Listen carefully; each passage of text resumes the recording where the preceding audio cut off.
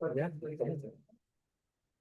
Muy buenas tardes, estimados participantes. Bienvenidos a la quinta sesión del curso Casos Clínicos Educativos PROA del Instituto Nacional de Salud del Niño de 2025. En esta sesión vamos a presentar el caso clínico de un niño con una celulitis abscedada. ¿Cuáles son los objetivos de este caso educativo? Revisar la información local disponible en relación a la susceptibilidad antibiótica de los aislamientos de Staphylococcus aureus en muestras de celulitis purulentas o abscesos. Revisar las recomendaciones de la guía clínica basada en la evidencia para el manejo de celulitis abscedada en niños. Reducir la prescripción inapropiada de combinaciones de antibióticos como oxacilina más clindamicina en pacientes con celulitis y reducir la prescripción de tratamientos antibióticos prolongados innecesarios. El presente caso educativo es de un lactante de 6 meses de edad del sexo masculino procedente de Bellavista, Callao, que acude con un tiempo de enfermedad de 7 días. La madre refiere que 7 días previo al ingreso observó una tenue lesión eritematosa de borde no definido de aproximadamente 2 centímetros de diámetro en el glúteo izquierdo, por lo cual acude a médico particular al tercer día, quien le prescribe dicloxacilina 125 miligramos cada 6 horas por día oral, que de acuerdo al kilogramo de peso le corresponde más o menos 50 miligramos por kilo de peso al día, y corticoides tópicos.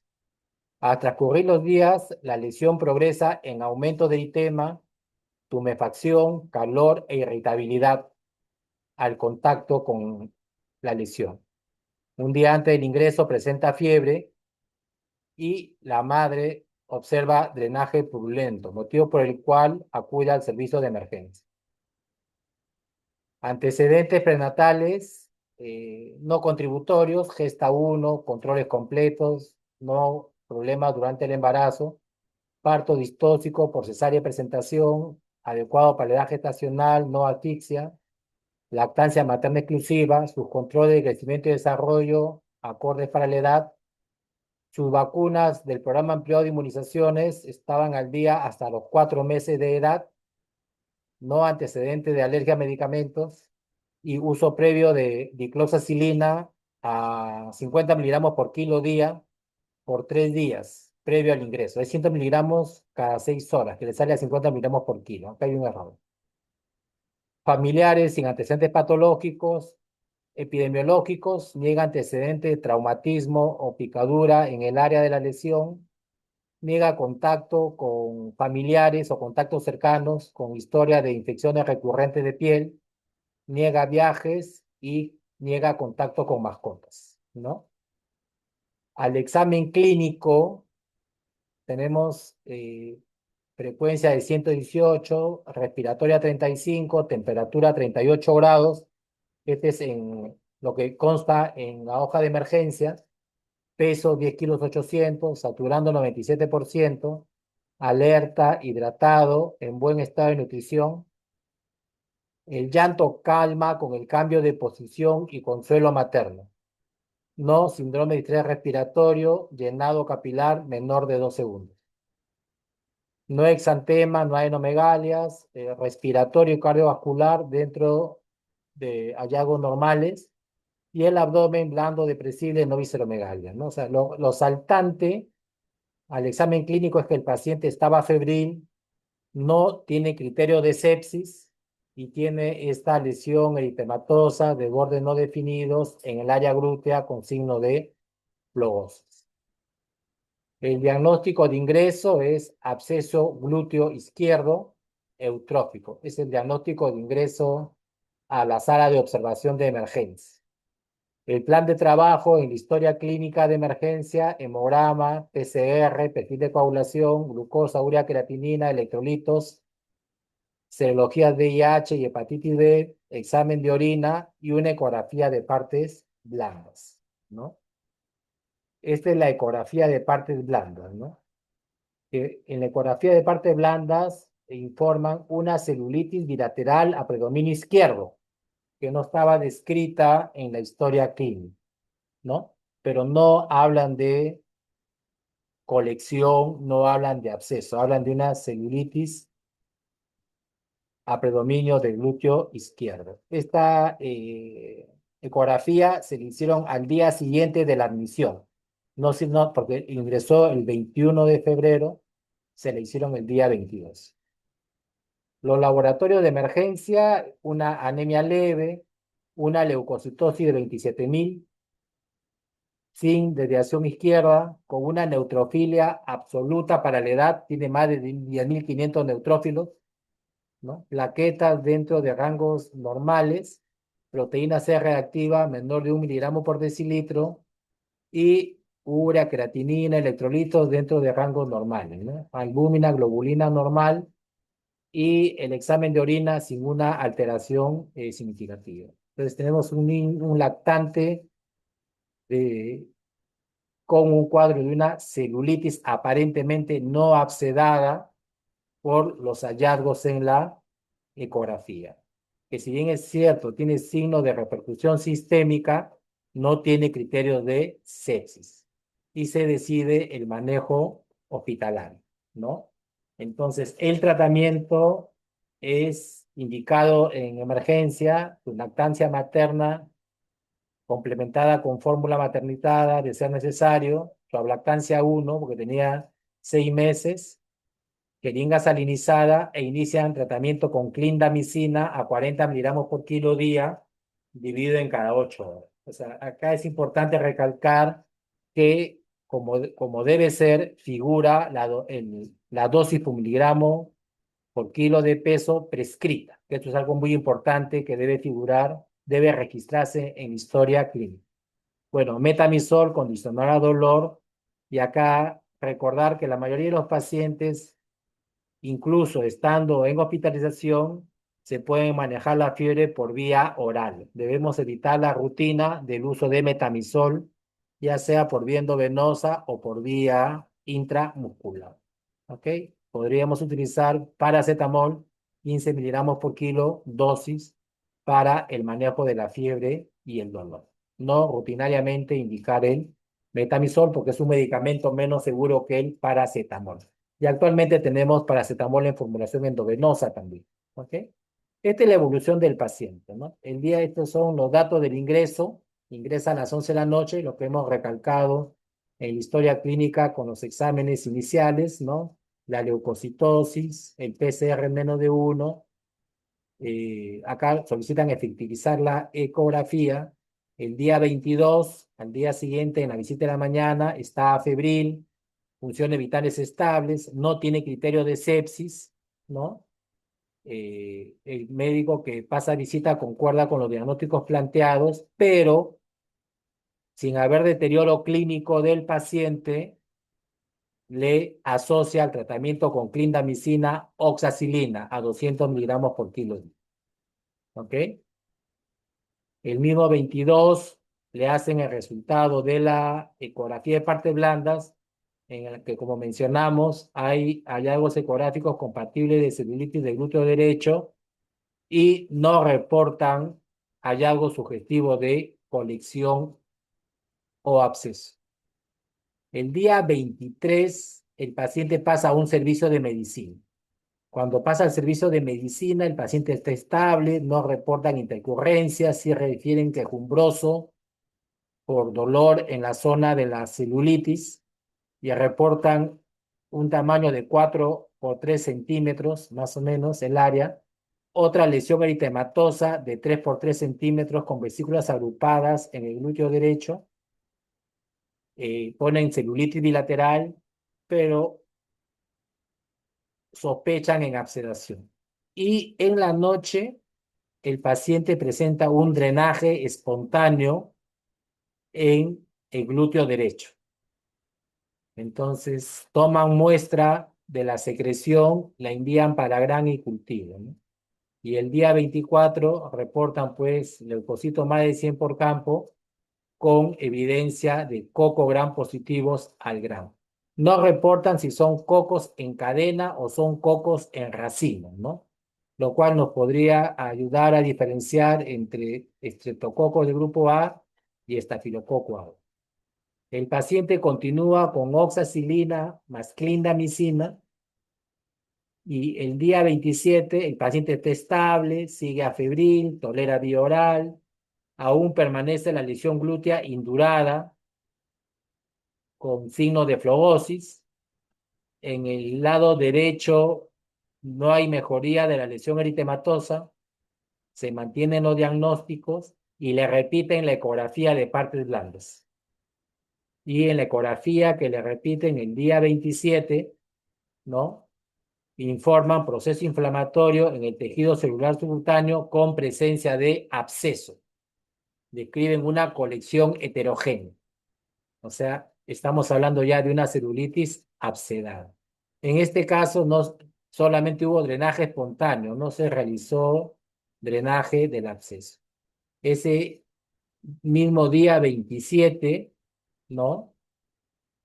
Llega el resultado a través del drive que compartimos la unidad funcional PROA con el servicio de microbiología, detectamos el aislamiento de Staphylococcus aureus en un cultivo de secreción de absceso, ¿no? Y fuimos a la cama del paciente para revisar la historia clínica, ¿no? Que es la que hemos mencionado, ¿no? Y como ustedes pueden ver, es un Staphylococcus aureus meticilino resistente, ¿no? Informan acá el fenotipo meticilino resistente MLS positivo. ¿Qué significa MLS positivo? Que tiene resistencia inducible a clindamicina. ¿Cuándo descartar resistencia inducible a clindamicina? Si yo tengo un Staphylococcus aureus que es resistente a eritromicina, pero sensible a clindamicina, hay esa discordancia, resistente a eritro, pero sensible a clinda, tengo que hacer la prueba del MLS test, que es para detectar resistencia inducible a la clindamicina.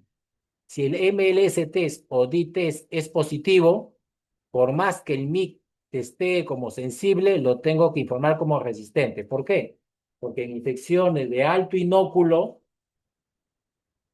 tiene riesgo el Staphylococcus aureus de tornarse resistente a la clindamicina y haber una falla al tratamiento, como en el caso que estamos presentando.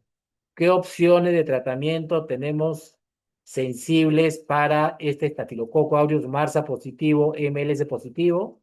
Tenemos cotrimoxazol para infecciones de piel y tejidos blandos, tetraciclina como la doxiciclina para infección de piel y tejidos blandos en niños mayores de 8 años, y en caso de infecciones severas, vancomicina. ¿Ok? Este es el MLS test o D-test, ¿no?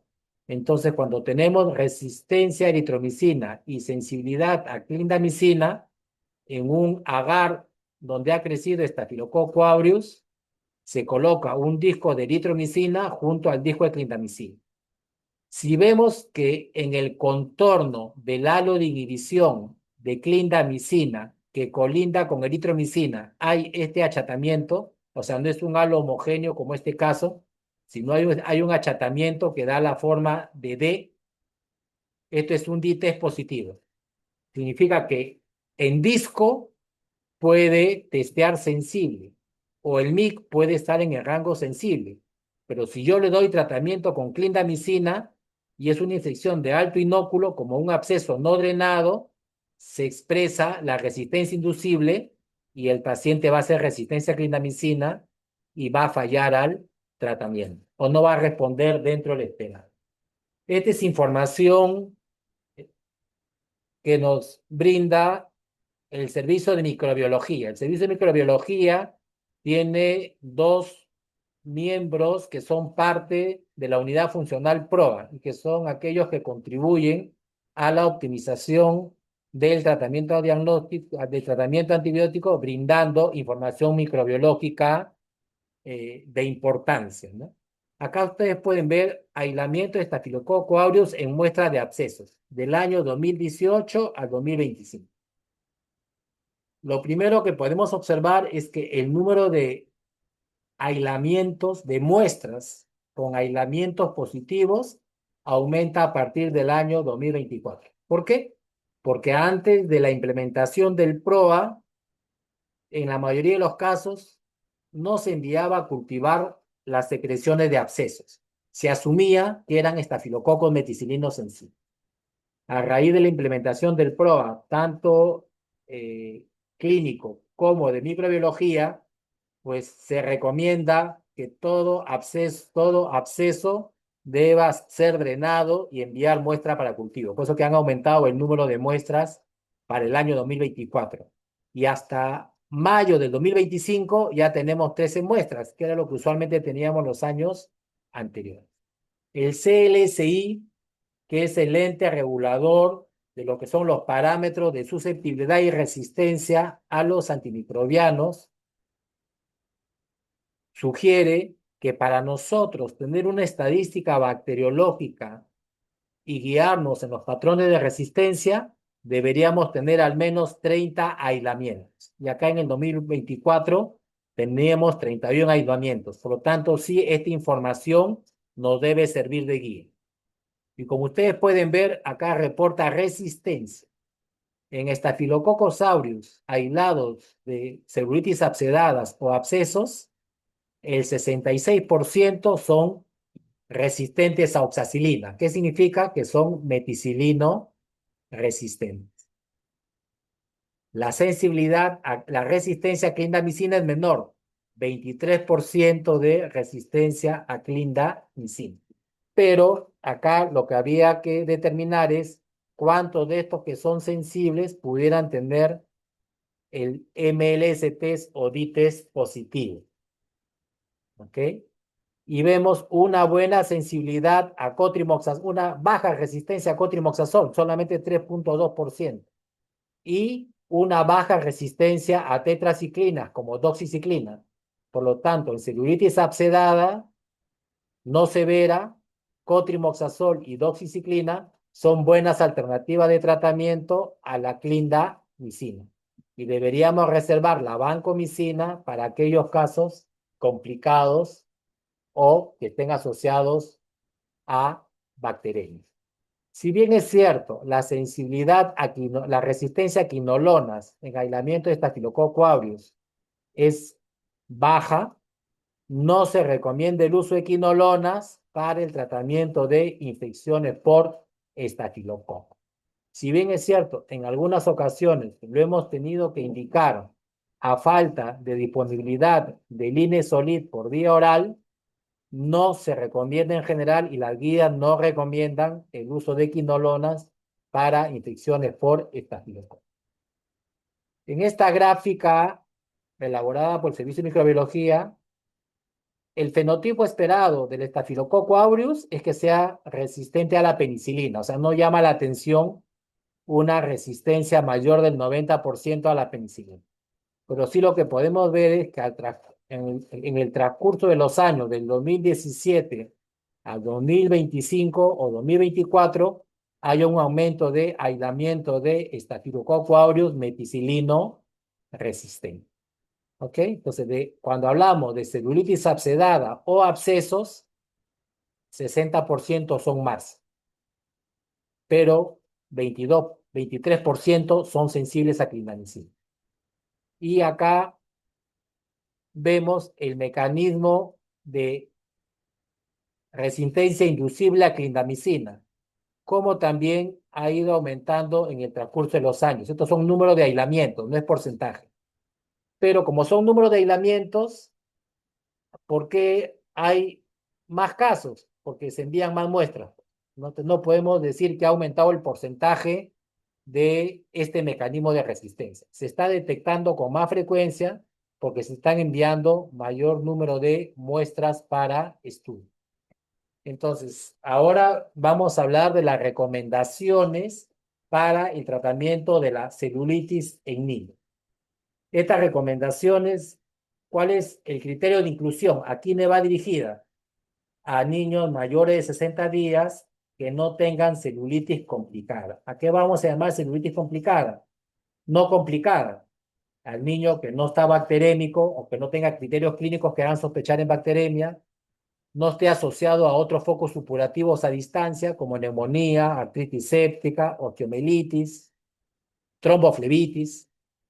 Y vamos a excluir aquellos niños con celulitis facial, ya sea periorbitaria, orbitaria o de foco odontogénico, asociadas a cuerpos extraños, asociadas a infecciones postquirúrgicas, asociadas a mordedura de animales o de humanos, asociadas a adenitis supurada, asociadas a fasciitis necrotizante, pacientes inmunocomprometidos y sepsis. Básicamente, estas recomendaciones son para celulitis leves a moderadas en los niños que no tienen estos criterios de exclusión. ¿Ok? Entonces, ¿cuál es el abordaje con fines de tratamiento? Cuando yo tengo un niño con criterios clínicos de celulitis, que yo creo que ya todos conocemos los criterios clínicos de celulitis, una lesión eritematosa de bordes no definidos, eritematosa, puede estar tumefacta, puede estar caliente, ¿no? Que son los signos típicos de celulitis. Debemos diferenciar. ¿Estamos frente a una celulitis no purulenta o frente a una celulitis purulenta o abscedada? ¿A qué llamaremos celulitis no purulenta? Cuando no hay fluctuación al examen clínico, a la palpación, no hay drenaje purulento o exudado evidente al examen clínico, y si tengo la sospecha de que podría haber un absceso profundo, no hay hallazgo de abscedación o de colección a la ecografía de piel y tejidos blandos. Si el paciente cumple estos criterios, la etiología más probable es Streptococcus pyogenes, que sigue siendo sensible a la penicilina, y en segundo lugar, Staphylococcus aureus. Cuando hablamos de Staphylococcus aureus en celulitis no purulenta, el mayor porcentaje son sensibles a la meticilina. Pero si estamos frente a una celulitis purulenta, que es aquella en la cual hay fluctuación al examen clínico, o hay evidencia de exudado o drenaje purulento, o hay evidencia de una colección o abscedación a la ecografía de partes blandas, la etiología más probable es Staphylococcus aureus. ¿Ok? Que podemos estar frente a un Staphylococcus aureus meticilino sensible o un Staphylococcus aureus meticilino resistente. De acuerdo a la estadística bacteriológica que le he mostrado, 63% de nuestros aislamientos son meticilinos resistentes. ¿Ok? ¿Qué es importante en el abordaje terapéutico de la celulitis purulenta o abscedada? Es la incisión y drenaje. La incisión y drenaje es uno de los primeros pasos en el abordaje terapéutico de la celulitis purulenta. Y enviar muestra para cultivo y antiviral. ¿Ok? Entonces, si estamos frente a una celulitis no purulenta, en el cual la etiología más probable es un estreptococo beta hemolítico del grupo A o estreptococo piógenes, que sigue siendo sensible a la penicilina, o un estafilococo aureus, que cuando no, la celulitis no es no purulenta, lo más probable es que sea sensible a la meticilina, la terapia por vía oral, si el paciente puede ser manejado por vía oral, puede ser una cefalosporina de primera generación como cefalexina o cefadroxina, puede ser una penicilinasa resistente como la dicloxacilina, o podría ser amoxicilina más ácido clavulánico. Pero preferimos reservar amoxicilina más ácido clavulánico para las celulitis secundarias a mordeduras caninas, mordeduras de gatos o mordeduras humanas. ¿Ok? Reservamos amoxicilina más clavulánico para la celulitis en esas, con ese factor de riesgo, del cual no estamos conversando en esta recomendación. Si el paciente tiene alergia tipo 1 a penicilina, o sea, tiene antecedentes de urticaria aguda secundaria a dosis previa de beta-lactámico, o antecedente de shock anafiláctico, o edema angioneurótico, o broncoespasmo, pues la alternativa es clindamicina. ¿Ok? Clindamicina no es la primera opción en celulitis no purulenta. ¿Por qué? Porque se ha reportado resistencia del estreptococo del grupo a la clindamicina de un 15 a 20%. 15 a 20% de los estreptococos piógenes pueden ser resistentes a clindamicina. ¿Ok? Y ya hemos visto que cuando son MARSA, 23% pueden ser resistentes a clindamicina. De clindamicina, en los casos de celulitis no purulenta, es terapia alternativa en el caso de alergia a la penicilina. Es una opción de tratamiento, pero deberíamos considerarla una terapia alternativa. Si el paciente requiere hospitalización y no está séptico, no tiene infecciones metastásicas, no tiene endocarditis, no, o sea, no es un paciente con una bacteremia complicada por Staphylococcus aureus, ¿no?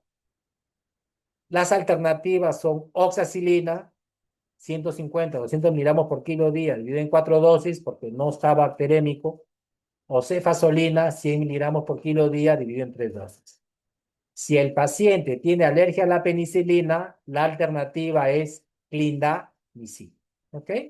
En los casos de celulitis no purulenta, deberíamos reservar la clindamicina para los niños con antecedente de alergia tipo 1 a beta-lactano. Distinto es cuando estamos frente a una celulitis purulenta o abscedada. Lo primero que debe estar en nuestra decisión terapéutica es la incisión y el drenaje y enviar muestra para gran cultivo y antillograr. Con la incisión y drenaje solucionamos el 60 al 70% del problema, sobre todo si las celulitis tienen menos de 5 centímetros de diámetro. Y de hecho, en la era preantibiótica, el tratamiento de los abscesos era básicamente incisión y drenaje. Cuando estamos frente a una celulitis purulenta, ya hemos conversado que la probabilidad de MARSA es cerca del 62 a 63%, o sea, resistencia a la meticilina. Por lo tanto, la terapia empírica inicial por vía oral sería clindamicina si el niño tolera la clindamicina por vía oral, porque la clindamicina en suspensión en niños menores de 8 años usualmente no lo toleran por el sabor desagradable. Pero una buena alternativa es el trimestoprim sulfamethoxazol, que como hemos visto, en caso de celulitis abscedada, la sensibilidad, la resistencia es menor del 5%. ¿Ok? Pero básicamente cotrimoxazol en caso de celulitis ha sido aprobado para celulitis leves a moderadas previamente drenadas, al igual que la doxiciclina para niños mayores de 8 años, ¿no? Para la celulitis leve a moderada, ¿no? Drenada tempranamente. Una alternativa en caso de resistencia a los antibióticos antes mencionados es el linezolid, ¿no? En menores de 12 años es 30 miligramos por kilo día dividido en 3 dosis por vía oral, y a partir de los 12 años 600 miligramos cada 12 horas por vía oral. Ahora, si es una celulitis abscedada y el paciente no está séptico, no hay riesgo de bacteremia, es una celulitis moderada, como el caso que hemos mencionado, una alternativa es clindamicina, 30 a 40 miligramos por kilo día dividido en 3 a 4 dosis, pero debo drenar y enviar la muestra para cultivo. ¿Por qué? Porque si es un estafilococo metilino resistente con resistencia inducible a la clindamicina, la resistencia inducible se puede expresar a partir del tercer a quinto día de tratamiento y el paciente me va a fallar, no me va a responder dentro de lo esperado, sobre todo si no he hecho un drenaje apropiado. ¿Qué alternativas tenemos para el paso a la vía oral? Trimestoprim sulfamethoxazol. Las vías actuales no recomiendan cotrimoxazol por vía parenteral para el tratamiento de la celulitis purulenta o abscedada. Pero nosotros hemos tenido oportunidad de usarlo en pacientes que eran resistentes a clindamicina y no toleraban vancomicina. Entonces usamos cotrimoxazol por vía endovenosa con una buena evolución, pero celulitis drenadas o abscesos drenados. La otra alternativa en el paciente que no tolera vancomicina es el linezolid. O si el paciente tiene una celulitis severa, por vía parenteral, ya la primera elección es vancomicina o linezolid. ¿Qué recomiendan las guías actuales? Que la duración del tratamiento de la celulitis, tanto no abscedada o no purulenta como en la celulitis abscedada, no debería ser mayor de 7 días en la mayoría de los casos si he realizado un drenaje temprano apropiado. En relación a la duración del tratamiento, ya existen varios ensayos clínicos controlados, randomizados, que comparan tratamientos mayores de 10 días, de 10 o más días, con tratamientos menores de 7 días para diferentes infecciones.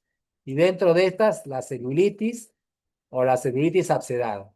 Y acá miren, ve, hay 4 estudios clínicos controlados, randomizados, en los cuales muestran que los tratamientos cortos no son inferiores a los tratamientos prolongados. Hablando de prolongados, de 10 o más días. Siempre y cuando, en el caso de una celulitis abscedada, hayamos realizado el drenaje temprano y un drenaje apropiado. Este es un estudio en niños en el cual evalúa el tratamiento de la celulitis. Evalúa si hay diferencia significativa entre tratamiento por vía endovenosa comparado con tratamiento por vía oral y si hay diferencia significativa entre la duración del tratamiento. O sea, endovenoso versus oral o duración del tratamiento, ¿no? ¿Y qué encuentran? Que no hay una diferencia significativa en pacientes tratados con todo el tratamiento por vía endovenosa, de aquellos pacientes que se inició por vía endovenosa y se completó por vía oral, o en aquellos en los cuales se consideró que podía darse tratamiento por vía oral. Y en la duración de tratamiento no hubo diferencia entre aquellos pacientes que recibieron tratamiento por más de 5 días con aquellos que recibieron tratamientos por menos de 5 días, evaluando recaídas a los 10 y 30 días de suspendido el tratamiento.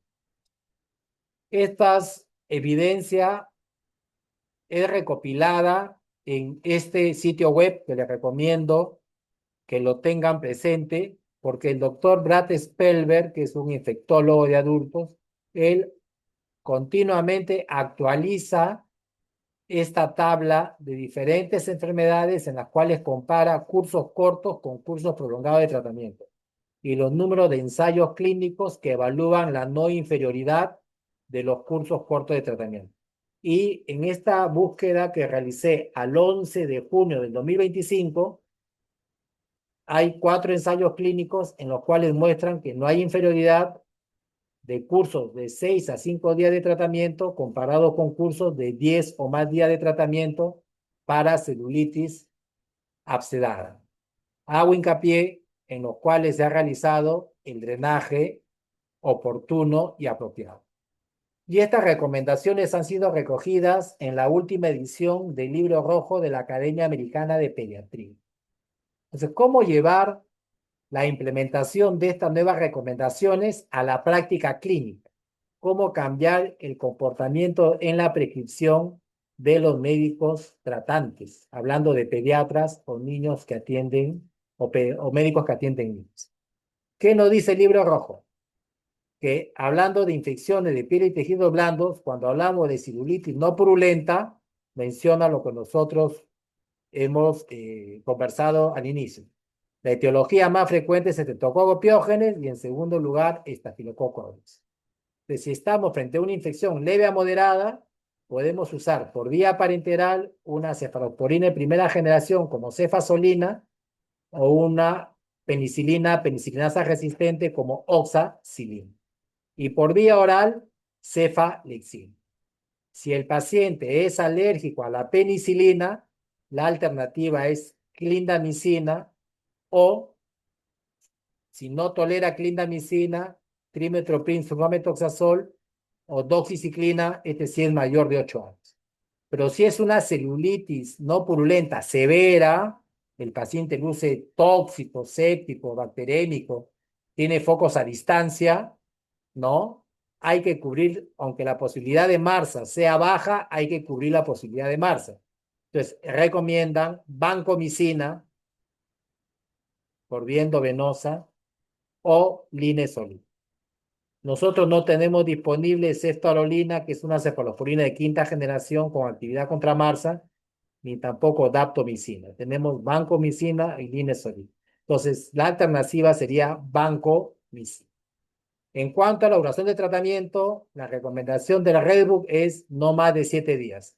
Depende de la evolución del paciente, ¿no? Entonces, nosotros debemos de programar la duración de tratamiento basado en la resolución de los signos y síntomas de la celulitis no purulenta.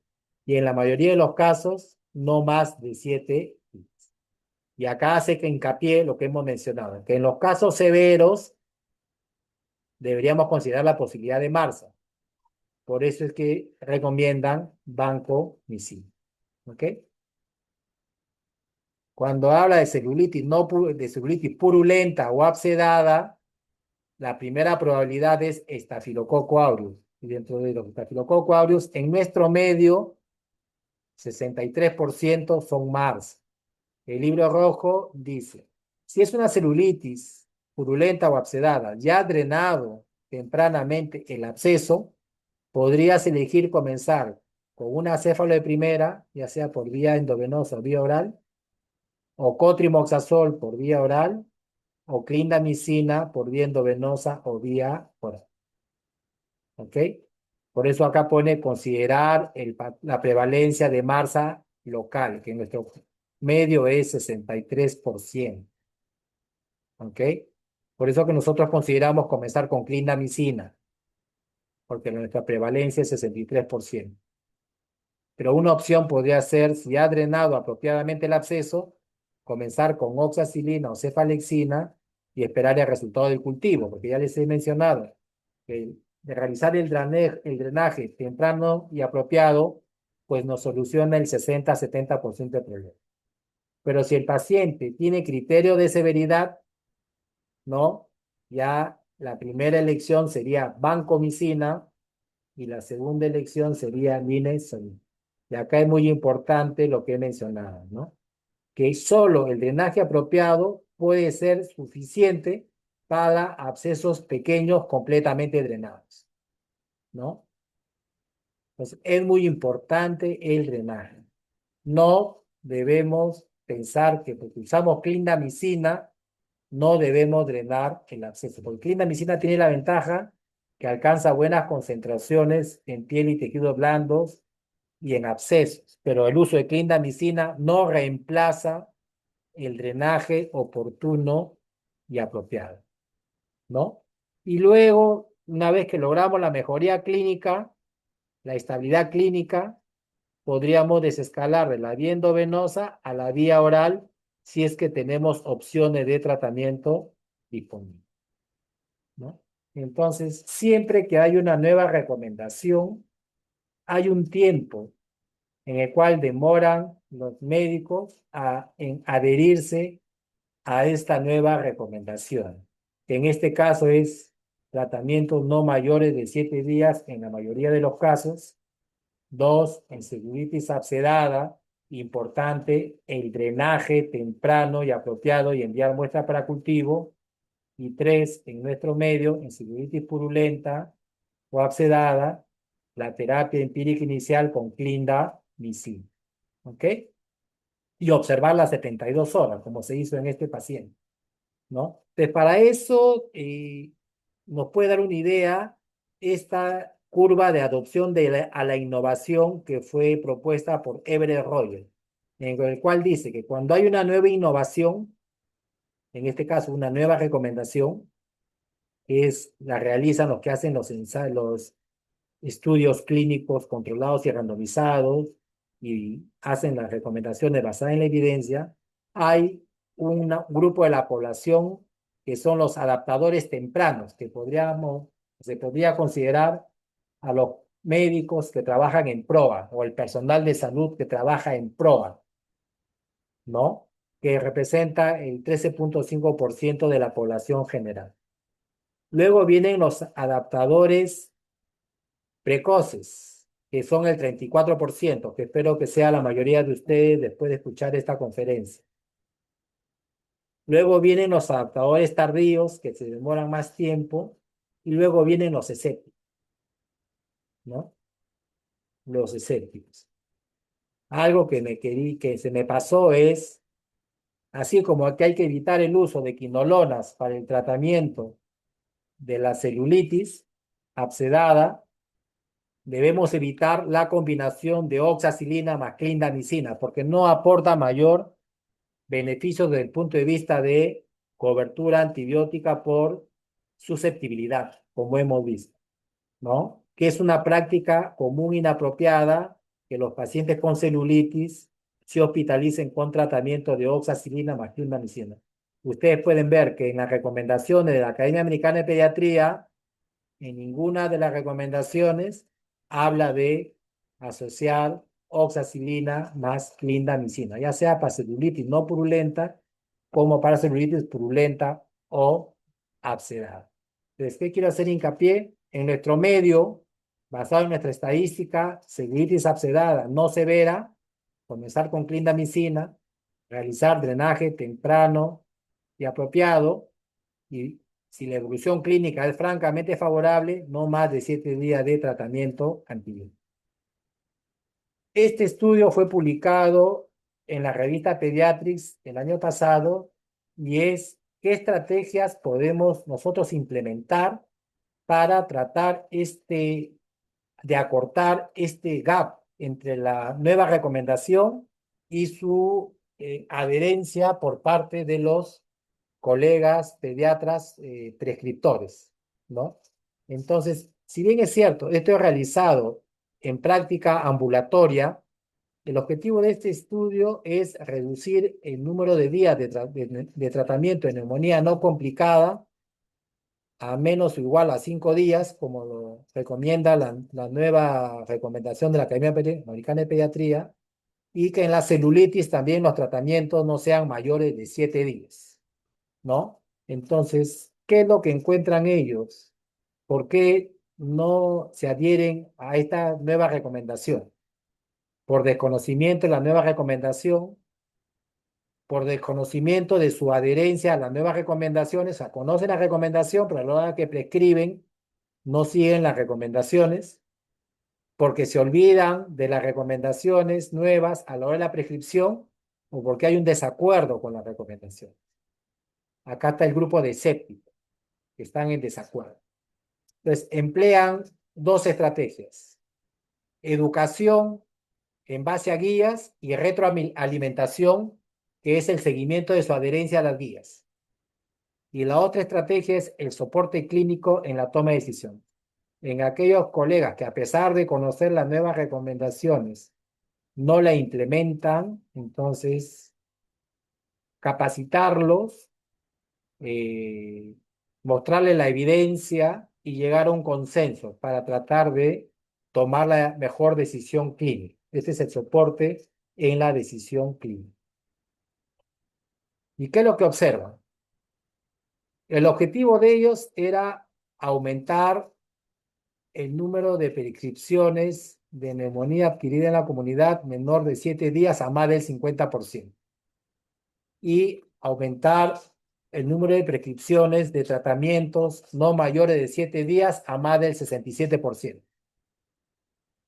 Y acá vemos, cuando se emplean las medidas por separado, o sea, si yo empleo solamente educación y feedback, solo educación y feedback, o solo soporte clínico, voy a encontrar un impacto en la mejoría a la adherencia a las recomendaciones. Pero si yo implemento los dos a la vez, educación y feedback más soporte clínico, voy a lograr una mejor adherencia a las recomendaciones, ¿no? Pasó el estimado del 67%. Por eso es muy importante dentro de las estrategias educativas del PROA la educación en lo que es bases para el uso apropiado de antimicrobianos, como son mecanismo de acción, farmacocinética y farmacodinamia de los antimicrobianos, mecanismo de resistencia, capacitación en guías clínicas, retroalimentación incorporándose en la visita médica y en los casos en los cuales sea necesario el soporte clínico en la toma de decisiones. Debemos enfatizar que la prescripción de antimicrobianos es un proceso complejo de toma de decisiones.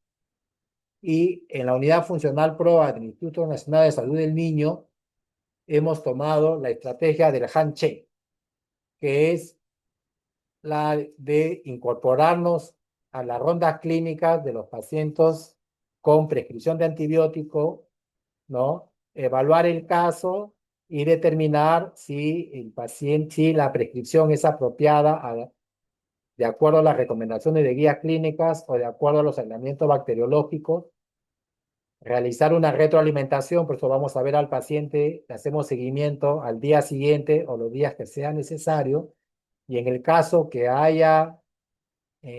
sea necesario un soporte clínico en la toma de decisiones, ¿no? Anotamos en historia clínica nuestra recomendación para apoyar en la toma de decisiones. Y la otra estrategia que utilizamos es la estrategia de Onofre. ¿Qué consiste la estrategia de Onofre? Que todos los niños, todos los días, pasar por el mismo sitio para que se familiaricen con nuestra presencia y cuando no vamos, sientan que no estamos y muchas veces nos llaman para ir a ver a los pacientes, ¿no? O sea, ese es el poder de las pequeñas y continuas interacciones para generar el cambio en el comportamiento, que creo que en base a los estudios de prevalencia que ya hemos realizado el año 2023 y 2024, sí hemos mejorado en una disminución en la prevalencia puntual de uso de antimicrobianos y hemos mejorado en la adherencia de los tratamientos acordes a las prácticas clínicas, a la guía de práctica clínica o de los aislamientos microbiológicos. Esto era lo que les quería presentar. Muchas gracias. No sé si tienen alguna pregunta.